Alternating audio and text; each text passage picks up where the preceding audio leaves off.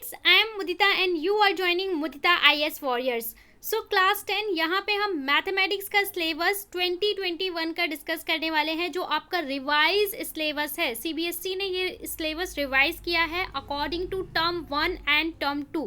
सो देखिए, जो आपका टर्म 1 एग्जाम होगा, फर्स्ट टर्म एग्जाम या टर्म 1, जिसको आपको कहा गया है कि नवंबर एंड दिसंबर में कंडक्ट कराया जाएगा, 90 मिनट का एग्जाम होने वाला है। और इस पेपर में सारे क्वेश्चन आपके MCQ टाइप क्वेश्चन होंगे। यहाँ पे चैप्टर और उसका मार्क्स कितना रहने वाला है, वेटेज, वो दिया हुआ है क्लियरली।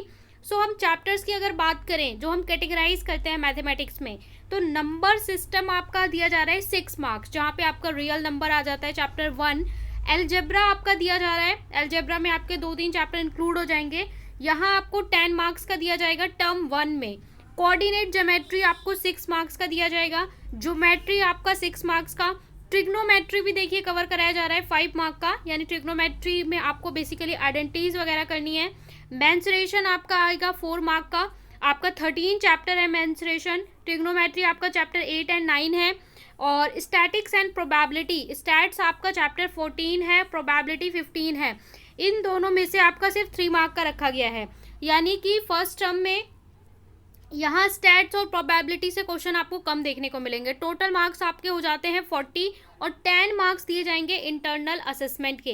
दैट मीन 50 का पूरा प्रिपेयर किया जा रहा है टर्म 1 और 50 का प्रिपेयर किया जाएगा आपका टर्म 2। ओके, सो यहाँ पे 10 मार्क्स आपके टर्म 1 में होंगे असेसमेंट के और 10 मार्क होंगे टर्म 2 के, यानी 10 नंबर आपको इंटरनल असेसमेंट के टर्म 1 से मिलेंगे और 10 नंबर आपको टर्म 2 में मिलेंगे इंटरनल असेसमेंट के। अब बात करते हैं कि आपको टॉपिक्स क्या क्या कवर करने होंगे इन मार्क्स को लाने के लिए टर्म 1 में। देखिए, इसके अलावा आपको जो इंटरनल असेसमेंट 10 मार्क्स है ना, उसका भी डिस्ट्रीब्यूशन मैथमेटिक्स में क्लियरली बता दिया कि ये 10 नंबर आपको कहाँ से मिलने वाले हैं। पीरियोडिक टेस्ट आपको 3 करवाए जाएंगे, स्कूल वाले आपके 3 पीरियोडिक टेस्ट कराएंगे और 3 मार्क्स का आपका पीरियोडिक टेस्ट होगा। सॉरी, जो पीरियोडिक टेस्ट होगा वो आपका 3 मार्क का होगा, ठीक है। पीरियोडिक टेस्ट आपके 1 या 2 जितने भी कंडक्ट कराए जाएं, उसका वेटेज होगा 3 नंबर 10 में। इसके बाद मल्टीपल असेसमेंट, जो आपका मल्टीपल असेसमेंट यानी MCQ टाइप क्वेश्चन वाला असेसमेंट करवाया जाएगा, उसके आपके होंगे 2 मार्क। एक पोर्टफोलियो बनेगा जिसके आपके होंगे 2 मार्क। स्टूडेंट इनरिचमेंट एक्टिविटी, जो आपकी प्रैक्टिकल वर्क होगी, उसके होंगे 3 मार्क। यहाँ पे 3, 3, 6, 7, 8, 9, 10 टोटल ये सारा मिला के आपको 10 मार्क दिया जाएगा। तो आपके स्कूल पे डिपेंड करते हैं कि वो आपको पीरियोडिक असेसमेंट, पोर्टफोलियो, फाइल किस तरीके से करवाते हैं, वो सारा मिला के आपको 10 मार्क ऐसे दिए जाएंगे। टॉपिक की बात करें कि टर्म 1 में आपको टॉपिक क्या करना है, तो चैप्टर 1 सबसे पहले आ जाइए, रियल नंबर। ये मैंने ऑलरेडी आपको रियल नंबर चैप्टर पढ़ा दिया है। साइंस के हम 6 चैप्टर आएंगे, 3 चैप्टर करके चैप्टर अपलोड कर चुके हैं चैनल पे। और रियल नंबर, मैथमेटिक्स का एंड ट्रिग्नोमेट्री पूरा चैप्टर हम अपलोड कर चुके हैं इन पार्ट्स में। तो आप वो जाके पीकेडी मैथ्स की प्लेलिस्ट देखिए, वहाँ पे आपको प्लेलिस्ट में सारे वीडियोस मिल जाएंगे। फंडामेंटल थ्योरम ऑफ अर्थमेटिक मैंने आपको पढ़ाई थी। यहाँ पे इसका statement and after reviewing work done earlier and illustrating the motivating through example decimal expansion, तो यहाँ फंडामेंटल थ्योरम जो है उसका स्टेटमेंट और उसको कैसे अप्लाई करेंगे ये आपको आना चाहिए। Decimal representation of rational number in terms of terminating and non terminating requiring, इसका आपको डेसिमल रिप्रेजेंटेशन करना आना चाहिए चैप्टर 1 में से। यानी चैप्टर 1 में से देखिए आपको एक थ्योरम दी जा रही है और ये आपको डेसिमल रिप्रेजेंटेशन, यानी 2 टॉपिक आपको दिए जा रहे हैं चैप्टर 1 में से। पूरा चैप्टर नहीं है, क्योंकि मैथमेटिक्स में देखिए क्या किया इन्होंने, चैप्टर आपको सारे फर्स्ट टर्म में भी करने हैं, सेकंड टर्म में भी करने हैं, बस टॉपिक्स आपको डिवाइड कर दिए इन्होंने कि इतने टॉपिक आप करिए टर्म 1 में, इतने टॉपिक आप करिए टर्म 2 में, ऐसे डिवाइड किया है अकॉर्डिंग टू मार्क्स, ठीक है। अगर हम एलजेब्रा की बात करें तो एलजेब्रा में आपका आ जाता है polynomial, pair of linear equation in 2 variable. तो यहाँ पे पॉलिनोमियल में देखिए जीरोज ऑफ द पॉलिनोमियल, जो आप जीरोज फाइंड करते हैं, relation between zero and coefficient, इसके बीच में आपका रिलेशन होता है कि अल्फा प्लस बीटा के बीच में क्या रिलेशन है, जो आप जीरोज निकालोगे माइनस का C/A, इस तरीके से एक रिलेशन होता है, alpha into beta equal to C। तो इस तरीके का जो रिलेशन होता है इनके बीच में, जीरोज एंड कॉफिशिएंट, वो वाला टॉपिक कवर करना है सेकेंड चैप्टर में से। और पॉलिनोमियल, सिर्फ इतना करना है, केवल कॉफिशिएंट वाला वो जो टॉपिक कवर करना है, relation between zeros and coefficient, ये आपको 2.2 एक्सरसाइज में क्वेश्चन मिलेंगे। ये वाला टॉपिक कवर करना है, जीरो ऑफ द पॉलिनोमियल, बस। इसके अलावा आपको जो करना होगा वो टर्म 2 में करना होगा। टर्म 1 में दैट्स इट, यहाँ से आपको जो टॉपिक कवर करना है वो 1 डे में कवर हो जाएगा, एक दिन में। Pair of linear equation in 2 variable, 2 variable में आपको क्या करना है, pair of linear equation in 2 variable and graphical method of their solution. यहाँ पे ग्राफिकल मेथड को स्टडी करना है। algebraic condition for number of solution, solution of a pair linear equation in 2 variable algebraically by substituting, eliminating and simple situational problem। यहाँ पे देखिए 3 method पढ़ाए जाते हैं। एक हमारा होता है क्रॉस वाला मेथड, जिसे एक हमारा सब्स्टिट्यूशन मेथड होता है, एक एलिमिनेशन होता है, एक बेसिक मेथड होता है। तो यहाँ पे आपको 2 मेथड करने हैं, सब्स्टिट्यूशन एंड एलिमिनेशन। जो इक्वेशन होती है उसे सॉल्व करने के लिए आपको 2 मेथड करने हैं, सब्स्टिट्यूशन एंड एलिमिनेशन।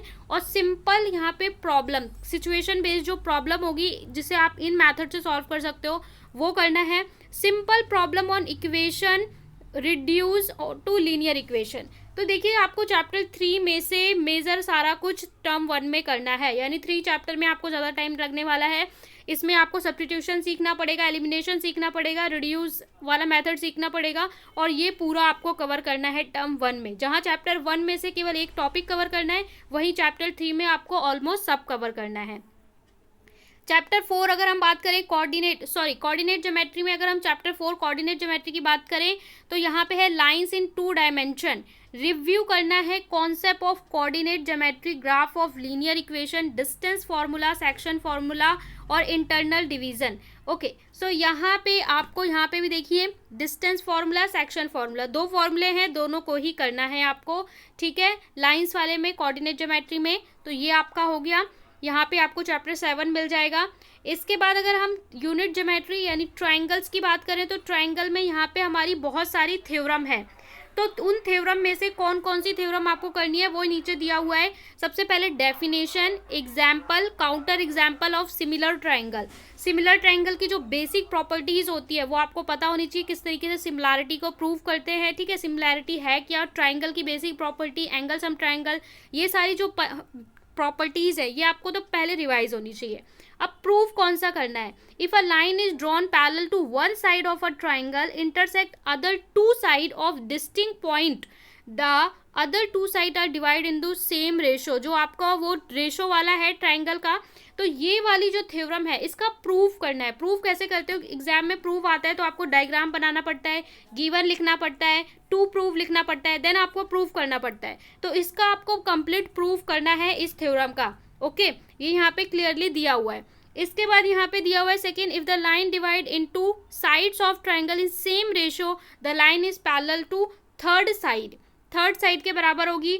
इसके अलावा ये आपको दे रखी है, इफ 2 ट्राइंगल आर कॉरस्पॉन्डिंग, यहाँ पे इन्होंने मोटिवेट लिख रखा है, angle are equal their corresponding, side proportional and the triangle are similar.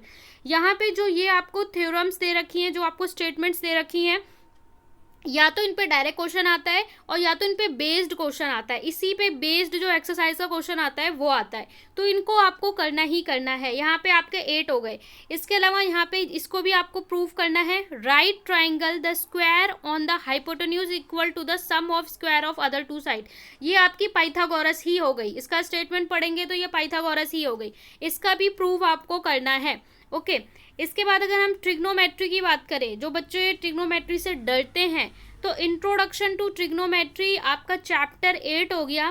Trigonometric ratio of an acute angle of right angle triangle, prove their existing well defined value of the trigonometry ratio 30, 45, 60, relation between the ratios। relation between the ratios के बीच में क्या relation होता है, यानी कि sine theta, cos theta, tan theta, ठीक है। देखिए इसमें आपको क्या क्या करना है, एक तो आपको वही पंडित भद्री प्रसाद हर हर भोले, ठीक है, कि साइन थीटा किसे बोलते हैं, कॉस थीटा किसे बोलते हैं, टेन थीटा किसे बोलते हैं, कॉट सेक कॉसिक थीटा किसे बोलते हैं। ऑलराइट, इसके बाद इनके बीच में आपस में रिलेशन क्या होता है कि sine theta is what 1 by cos theta, ठीक है। इस तरीके से कॉसिक और साइन का क्या रिलेशन होता है, इनका आपस में क्या रिलेशन होता है, टेन को हम साइन और कॉस की फॉर्म में कैसे लिख सकते हैं, ये जो आपस में इनके रिलेशन है ये आपको करना है। इसके बाद prove there existence value of the trigonometric ratio, values आपको पता होनी चाहिए, इनकी जो वैल्यूज वाली टेबल थी 30 डिग्री, 45 एंड द 60 डिग्री, तीन आपको बोला है ये एंगल्स की वैल्यूज। तो इतना आपको करना है टर्म 1 में ट्रिग्नोमेट्री चैप्टर 8 से। अगर हम आइडेंटिटीज की बात करें कि ट्रिग्नोमेट्री में जो भी आपको आइडेंटिटी पढ़ाई है, तो वहां से proof and application of identity sine square है कॉस स्क्वायर है equal to 1, only simple identity to be given, केवल सिंपल आइडेंटिटी आपको दी जाएगी लाइक दैट। इसका एप्लीकेशन और प्रूफ पढ़ना है, जो आप प्रूफ वाला क्वेश्चन करते हो ना, वहां पे आपको इस एप्लीकेशन को लगा के जो आप क्वेश्चन सॉल्व करते हो वो करना है, और इसी तरीके की जो सिंपल आइडेंटिटी है वो आपको ट्रिग्नोमेट्री से करनी है। दैट मीन जो ट्रिग्नोमेट्री बच्चों को एक हर्डल लगता है वो आपको टर्म 1 में कवर कराया जा रहा है। Area related to circle, area related to circle mensuration में आपका आ जाता है। यहाँ पे आपको करना है motivate to area of circle, area of section and segment of circle, problem based on area and perimeter circumference above the solid plane figure, calculating the area of segment circle. यहाँ पे आपको सर्कल की property पढ़ाई जाती है कि भाई ये देखिए सेगमेंट हम किसे कहते हैं, कॉर्ड किसे कहते हैं, सर्कल का सेगमेंट किसे कहते हैं, इसका एरिया निकालने का क्या फॉर्मूला है, ठीक है। इसके अलावा the calculating area segment problem should be restricted angle 60 degree 90 degree, only plane figure involving triangle, simple quadrilateral and circle should be taken. इसके अंदर जो आपको कुछ इस तरीके के क्वेश्चन मिलते हैं जिसमें सर्कल के अंदर क्वाड्रिलेटर फॉर्म होता है, तो यहाँ पे एरिया फाइंड करने को, ठीक है। तो ये वाले जितने भी प्रॉब्लम बेस्ड क्वेश्चन हैं ये आपको करने हैं एरिया रिलेटेड टू सर्कल से। प्रोबेबिलिटी की अगर हम बात करें तो classification, definition, simple problem, dividing probability of an events. Probability आपको देखिए जो क्लास 10 में प्रोबेबिलिटी है थोड़ा सा इन्हांस हो जाती है, थोड़े से टॉपिक और कवर हो जाते हैं, जैसे हमारे पास कार्ड्स आ जाता है, ठीक है। पहले आप बॉल्स और सिंपल क्वेश्चन कर रहे थे, अब हमारे पास कार्ड्स आ जाते हैं और भी कई सिचुएशंस आ जाती हैं जिन पे क्वेश्चन करने होंगे। तो यहाँ पे बोल रहे हैं सिंपल क्वेश्चन ही आपको दिए जाएंगे, बेसिक प्रोबेबिलिटी की जो डेफिनेशन होती है वो दी जाएगी। यानी आप देखेंगे स्टैट्स एंड प्रोबेबिलिटी में यहाँ पे आपको स्टैटिक्स नहीं दिया जा रहा है, चैप्टर 14 जो है वो नहीं दिया जा रहा है, केवल चैप्टर 15, वो भी वहाँ पे बिल्कुल सिंपल जो क्वेश्चन है, क्योंकि 3 मार्क का है, 3 मार्क में केवल प्रोबेबिलिटी का क्वेश्चन ही देंगे वो। स्टैट्स आपका मिलेगा टर्म 2 में, यानी इतना हो जाता है ये आपका टर्म 1 में। टर्म 1 में अगर आप देखोगे गाइज, अगर मैं इसको समराइज करूं तो प्रोबेबिलिटी आपको बहुत ही सिंपल सा करना है, एरिया रिलेटेड टू सर्कल में थोड़ी आपको ज़्यादा चीज़ें करनी है, ट्रिग्नोमेट्री में अगर आपने चैप्टर कवर कर रखा है तो दिक्कत नहीं होगी, इसमें भी थोड़ा थोड़ा करना है, आपको ट्राइंगल में थोड़ा टाइम लगेगा, एंड सेकेंड आपको लीनियर इक्वेशन में, बाकी पॉलिनोमियल और चैप्टर 1 में से भी आपको कम कम दिया गया है।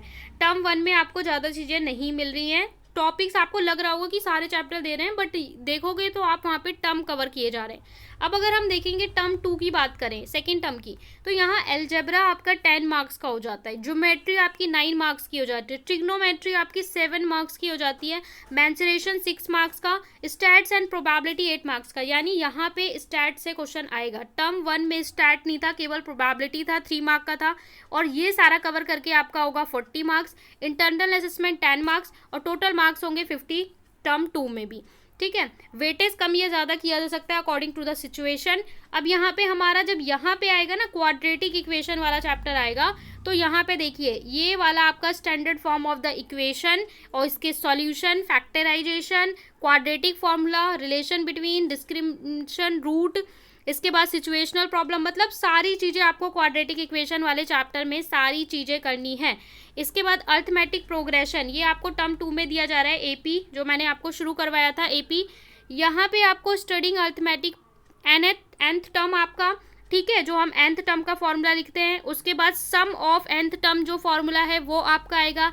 Application of daily life, daily life problem में आप एपी का कैसे यूज़ कर सकते हो, तो ये जो चैप्टर है ये आपको कम्प्लीटली दिया जाएगा टर्म 2 में, ये आपको पूरा दिया जाएगा टर्म 2 में। इसके बाद सर्कल की बात करें तो सर्कल से आपको क्या दिया जा रहा है, टेंजेंट, सर्कल से आपको दिया जा रहा है tangent to any point of circle perpendicular to radius through the, इन दोनों थ्योरम्स का आपको प्रूव करना है।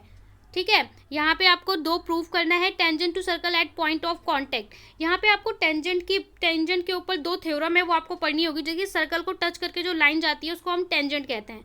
तो ये टेंजेंट आपको सर्कल में दिया जा रहा है, tangent to a circle at point of contact. इसके बाद इसके दो प्रूफ करने हैं आपको, tangent any point of circle is perpendicular to radius through point of contact and the length of drawn external points. That mean आपको ये दोनों थ्योरम करनी है टर्म 2 के लिए। कंस्ट्रक्शन में आपको दो तरह का कंस्ट्रक्शन कराया जाता है। एक तो डिवीजन, लाइन का डिवीजन हम रेशो में करते हैं, ठीक है। इस तरीके से रेशो बनाते हैं कि इक्वली डिवाइड होगा जो लाइन होगा, तो इस तरीके से हमारा रेशो कुछ बनता है 4:2, 2:1। और दूसरा होता है सर्कल का कंस्ट्रक्शन। तो दोनों ही कंस्ट्रक्शन टर्म 2 में आएगा, क्योंकि टर्म 1 तो MCQ है, वहाँ पे आप कंस्ट्रक्शन कर ही नहीं सकते।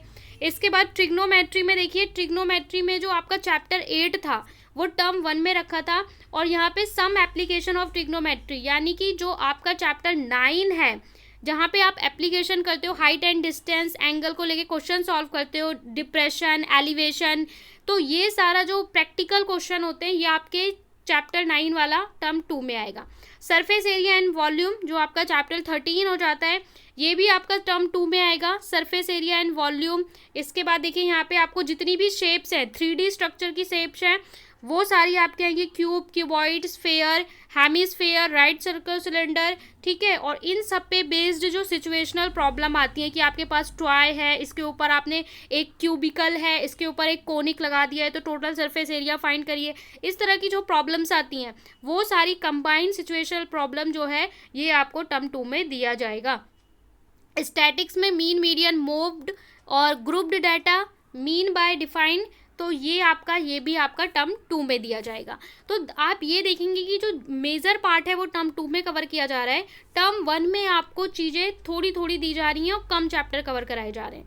अगर हम इंटरनल असेसमेंट की बात करें तो सेम, पीरियोडिक टेस्ट के 3 मार्क्स, मल्टीपल असेसमेंट के 2 मार्क, पोर्टफोलियो के 2 मार्क और इनरिचमेंट जो प्रैक्टिकल फाइल होगी उसके 3 मार्क मिला के 10 मार्क्स बनेंगे। ये है कंप्लीट रेफरेंस बुक जिन्हें आप रिफर कर सकते हो।